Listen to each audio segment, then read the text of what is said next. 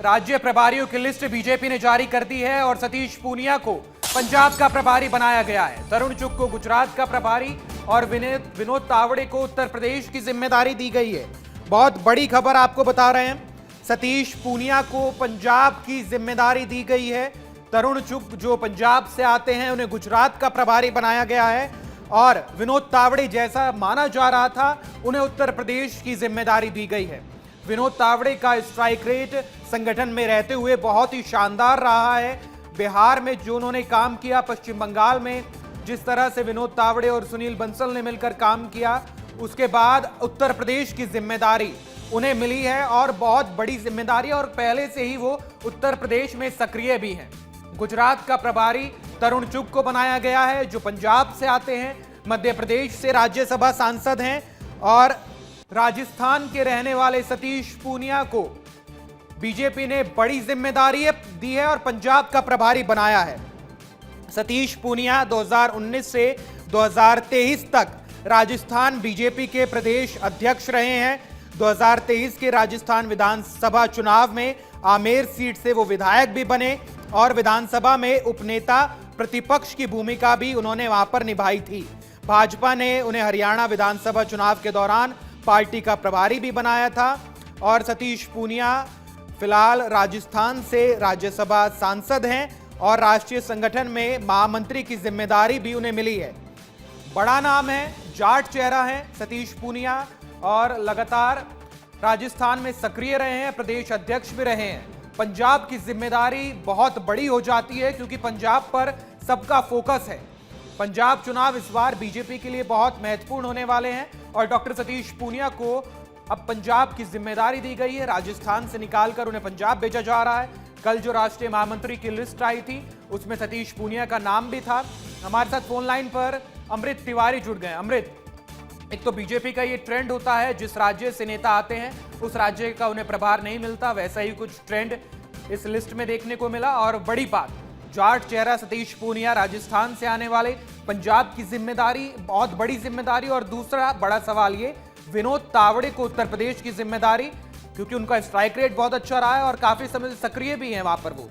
अमृत जी बिल्कुल, देखिए विनोद तावड़े का अगर संगठन का अनुभव देखेंगे तो काफ़ी बड़ा अनुभव रहा है उनका, और हाल के दौर में अगर लोकसभा चुनाव से लेकर उसके साथ साथ जो विधानसभा चुनाव है, संगठन में उनकी तावड़े की बहुत ही अहम भूमिका रही है। और इस हिसाब से अगर आप देखें तो उत्तर प्रदेश चूंकि एक बहुत बड़ा राज्य है और आप देखेंगे कि जो वोटिंग पैटर्न होता है वो अलग अलग जोन में अलग तरीके से बदल जाता है। जैसे आप जातियों उपजातियों की अगर बात करेंगे तो ऐसा नहीं होता है कि अगर पश्चिमी यूपी में जो समीकरण है वो आपको पूर्वी उत्तर प्रदेश में मिलेंगे या फिर बुंदेलखंड रीजन में मिलेंगे। ये सभी के एक दीगर मसले हैं, अलग अलग चीजें हैं। तो विनोद तावड़े जो है चूंकि संगठन के उत्तर प्रदेश के एक एक हल्के को जानते हैं और उनकी अच्छी पकड़ है संगठन में, तो ये मान के चले कि भारतीय जनता पार्टी ने इसलिए उनको वहां पे पॉइंट किया है। और दूसरा, आप जैसे आप बात कर रहे हैं कि जैसे पंजाब की सियासत की जहां तक बात है, तो पंजाब की सियासत में हमेशा देखा जाता है कि चेहरे अक्सर जो है बदलते हैं, लेकिन वहां के मसले जो होते हैं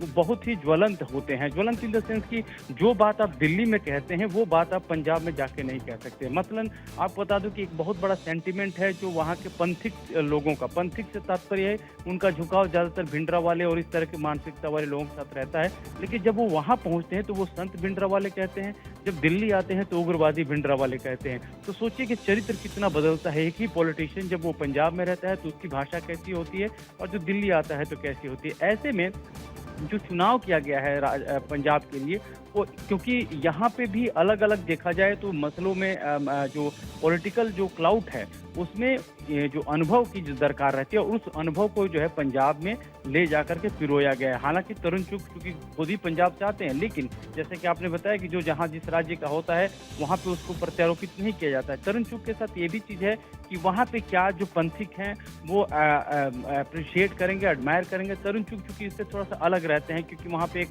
कहा जाए कि जो पॉलिटिक्स है वो समुदाय विशेष से अलग से आते हैं तो वो उधर कर दिया जाता है। वहाँ पे भी हिंदू और सिख डिवाइड ऐसा कुछ चलता रहता है।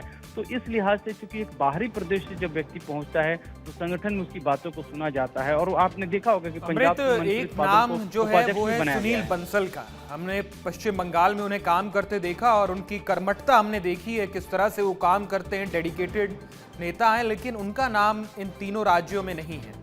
तो क्या सुनील बंसल को उत्तर प्रदेश भेजा जा सकता था? स्कोप वहां पर भी था और पंजाब में भी था, लेकिन उनके नाम पर दांव नहीं लगाया गया। देखिए जो आपने बड़ा रोचक प्रश्न उठाया है। सुनील बंसल चूंकि आरएसएस के पृष्ठभूमि से आते हैं भी, और उनका अगर कहा जाए जमीनी तौर पे एग्जीक्यूशन बड़ी शानदार रहती है। उत्तर प्रदेश में जो अगर बात करेंगे, अभी तो पत्ते बीजेपी ने खोलने शुरू किए हैं। अभी आप देखिए आगे आगे नहीं होता है कि जो भाई इब्तदाई शहर होता है क्या आगे आगे देख होता है क्या, तो वही कहानी यहाँ भी है। बीजेपी अपने तमाम स्टालवर्ट को उत्तर प्रदेश के अलग अलग हलकों में अलग जिम्मेदारियों के साथ लेकर के आने वाली है। इत्मीनान रखना है क्योंकि वो सारी की सारी चीजें वो बीजेपी अपने पहले से एक ब्लूप्रिंट तैयार है। आप ये समझिए कि भारतीय जनता पार्टी किसी भी सूरत में 2024 में जो झटका लगा था उत्तर प्रदेश से उसको दोहराना नहीं चाहेगी, क्योंकि उत्तर प्रदेश ऐसा राज्य है जहां से मान के चले कि अगर आपकी पैठ है तो आप देश में हुकूमत करने का मादा रखते हैं। और इस नजरिए से खास तौर पे जो है भारतीय जनता पार्टी काम कर रही है। तावड़े को भी क्योंकि पहली जिम्मेदारी के तौर पे वो सामने आ रहे हैं, अब धीरे धीरे देखिएगा। बिल्कुल अमृत, और उत्तर प्रदेश का चुनाव आसान भी नहीं होने वाला है। ब्रजभूषण शरण सिंह को एक दिन सुन रहे थे हम, उन्होंने कहा था कि इस बार मुकाबला काफी टक्कर का है। कौन जीतेगा, कौन हारेगा, कौन सरकार बनाएगा, कुछ नहीं कहा जा सकता। ऐसे में अपने बेस्ट नेताओं को, बेस्ट जो उम्मीदवार हैं और जो बेस्ट संगठन के लोग हैं, उन्हें बीजेपी वहां पर भेजना चाहेगी। अमृत, बहुत शुक्रिया आपका तमाम जानकारी के लिए।